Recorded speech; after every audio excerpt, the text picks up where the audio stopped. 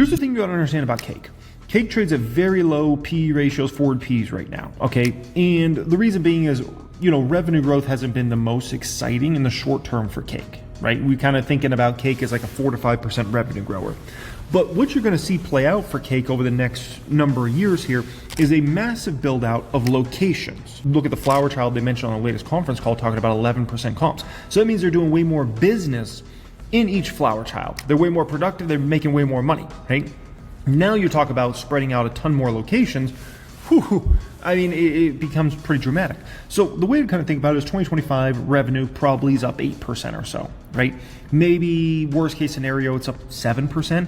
Best case scenario, maybe it's up 9 or 10% for revenue for 2025 for Cake.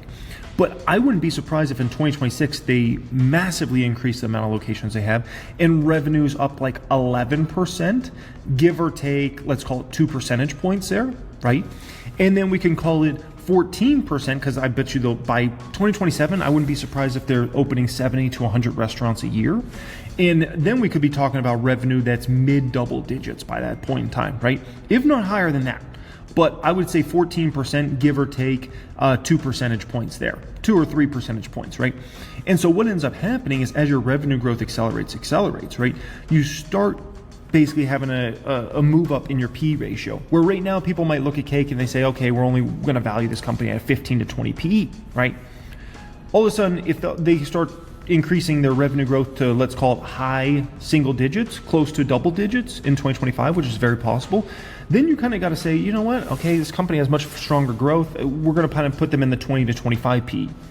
If next thing you know, they start doing low double-digit revenue growth, then you start saying, okay, this company is actually a pretty good growth machine. We're going to value this company somewhere between a 25 and a 30 PE.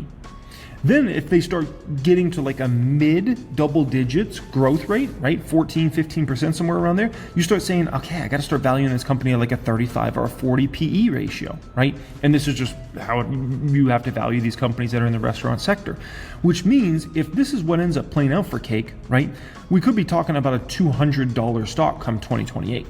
Best case scenario here, in my opinion, right? Which is pretty darn attractive when the stock price is $50 right now, okay? So